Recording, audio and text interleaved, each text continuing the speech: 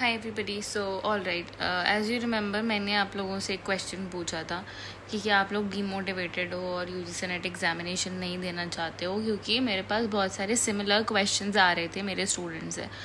अब मैं काफ़ी सालों से जो है वो यूजीसी नेट की तैयारी आप लोगों को करवा रही हूँ, तो ये मेरे लिए काफ़ी खुद भी स्ट्रेसफुल है आप लोगों को ऐसे देख कर कि आप लोगों में से सारे लोग, मतलब मैक्सिमम जितने मेरे ब्राइट स्टूडेंट्स भी हैं वो भी यही कह रहे हैं कि मैम अब हो गया, अब मन नहीं कर रहा है एग्ज़ाम देने का, इतनी मेहनत करने के बाद भी रिज़ल्ट नहीं आ रहा है।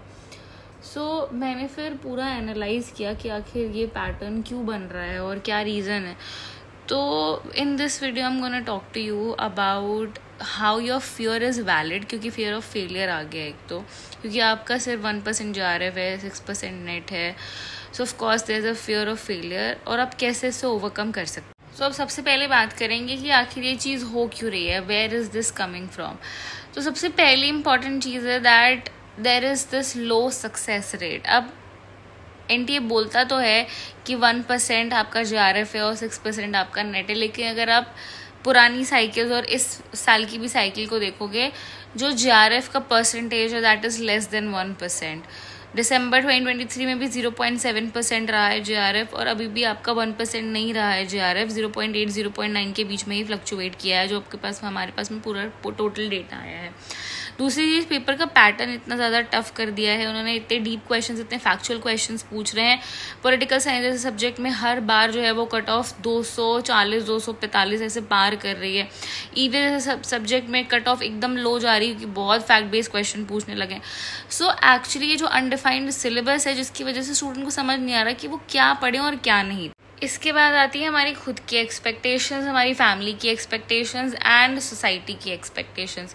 क्योंकि जब भी हम किसी कॉम्पिटिटिव एग्जामिनेशन की तैयारी कर रहे होते हैं, it's not just us waiting for the result. हम नहीं सिर्फ वेट कर रहे हैं रिजल्ट का, हमारी पूरी फैमिली रिजल्ट का वेट कर रहे हैं, हमारे फ्रेंड्स रिजल्ट का वेट कर रहे हैं, हमारे पड़ोसी रिजल्ट का वेट कर रहे हैं, और वो बार बार आपको नॉक करके पूछेंगे इस बार भी नहीं हुआ, इस बार भी नहीं हुआ, इस बार भी नहीं हुआ। सोसाइटी को कैसे फेस कर पाएंगे। तो ये भी एक फियर है और फेलियर डेवलप करता है कि यार हम ऐसा एग्जामिनेशन क्यों दें जहाँ पर सक्सेस रेट इतना लो और फेलियर रेट इतना हाई है कि हमें जो है वो एक लोनली रोड मिल जाए और it's only anxiety at the end. So of course your fear is valid. ये आप जैसा फील कर रहे हैं कि हम दोबारा से फिर से नेट एग्जामिनेशन नहीं देना चाहते हैं, या हमें नहीं देना ये पेपर, बहुत ज़्यादा ओवरवेलमिंग हो रहा है, हमें बहुत एंग्जाइटी हो रही है, और बार बार इतने सारे अटेम्प्ट्स देने के बाद भी मार्क्स पिछले अटेम्प्ट से भी और कम हो जा रहे हैं, क्योंकि पेपर ऐसा सेट हो जा रहा है। ये सारी चीज़ें तो आपकी हो गई, लेकिन आप एक किसी एग्जामिनेशन पे गिव अप कर देना वो तो सोल्यूशन नहीं है। सो इस वीडियो में हमने प्रॉब्लम तो एड्रेस कर ली है और बिल्कुल वैलिड प्रॉब्लम है। अब हम सोल्यूशन के ऊपर बात करेंगे। ऑलराइट, सो सबसे पहली चीज़, ये जो यूजीसी नेट एग्जामिनेशन है, it is not a test of intelligence. ये आपके इंटेलिजेंस को टेस्ट नहीं कर रहा है, ये आपकी स्ट्रैटेजी ग्रिड को एक्चुअली टेस्ट कर रहा है। आप कैसे पेपर 1 और पेपर 2 दोनों को बैलेंस करते हुए अपनी तैयारी कर रहे हो, इस चीज़ का टेस्ट है यूजीसी नेट का। क्योंकि पेपर 1 ऑफ कोर्स सबके लिए कॉमन पेपर है और बहुत सारे बच्चे ध्यान ही नहीं देते पेपर 1 पे, जिसकी वजह से वो कट ऑफ को पार नहीं कर पाते। तो अब आपको क्या करना है, इस अटेम्प्ट में आपको वो सारी गलतियाँ बिल्कुल भी रेप्लिकेट नहीं करनी है जो आपने पिछले अटेम्प्ट में की है।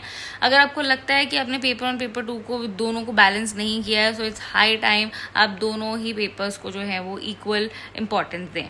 Next thing is build a strategy, build a structured study plan. ये जब आपके पास में एक टाइम टेबल या एक स्ट्रक्चर्ड स्टडी प्लान बन जाएगा, तो आपको खुद पता रहेगा कि आपको डिसिप्लिन्ड होकर के उस स्टडी प्लान को फॉलो करना है। और अगर आप वो स्टडी प्लान प्रॉपर्ली फॉलो करते हैं तो आप खुद फील करोगे कि आप एक राइट डायरेक्शन में जा रहे हो। Then make small goals. एक सब टॉपिक पढ़ने का गोल बनाओ। ये मत सोचो कि मैं आज मान लो वेंसडे है या ट्यूसडे है तो मुझे थर्सडे तक पूरा टीचिंग एप्टीट्यूड खत्म कर देना। ऐसे नहीं, ऐसे होता ही नहीं है, ये कोई पॉसिबिलिटी ही नहीं है भाई। आपको छोटे छोटे गोल सेट करने हैं अपने लिए कि भाई मैं जो है टीचिंग एप्टीट्यूड के अंदर जितनी भी बेसिक्स हैं, टीचिंग एप्टीट्यूड के बेसिक टर्मिनोलॉजीज हैं जिनसे कन्फ्यूजन क्रिएट हो जाती है, उनको क्लियर करूंगा या करूंगी। चाहे मैं मैम की यूट्यूब वीडियो से करूं, चाहे मैं फाउंडेशन बैच में एनरोल करूं, चाहे मैं कोई स्टैंडर्ड बुक लेकर के आऊँ मार्केट से, but this is my goal for this week, और मैं वही चीज़ जो है वो फॉलो करूंगा, ये मैं कंप्लीट करूंगा।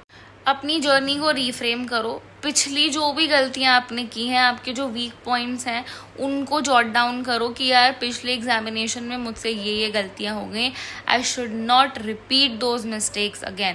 जो अपनी गलतियों से नहीं सीख रहा भाई, वो कभी भी ग्रो नहीं कर पाएगा। और आपको ये नहीं सोचना है कि यार 94% लोग तो फेल हो जाते हैं, 99% लोग तो JRF नहीं कर पाते।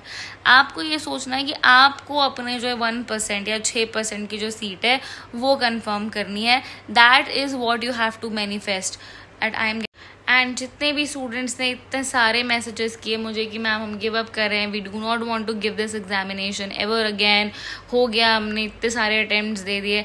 आई just want to tell you one thing, it's your decision. कोई बात नहीं, अगर आप नहीं देना चाहते, you want to change path, it's okay, it's your decision, I respect it. But तो आपका सेल्फ वर्थ, आपका इंटेलिजेंस, आपका नॉलेज एक पास फेल परसेंटेज से डिसाइड नहीं होता है, एक एग्जाम से डिसाइड नहीं होता है। You are much more than that. So आपका जो भी सेल्फ वर्थ है या आपका जो भी आगे का फ्यूचर है, ये सिर्फ और सिर्फ इस बात से डिसाइड होता है कि आप में क्या करेज है, आप किस तरीके से गिर कर उठ सकते हैं। So do not give up यार, मतलब get up and try again, that's what I want to से।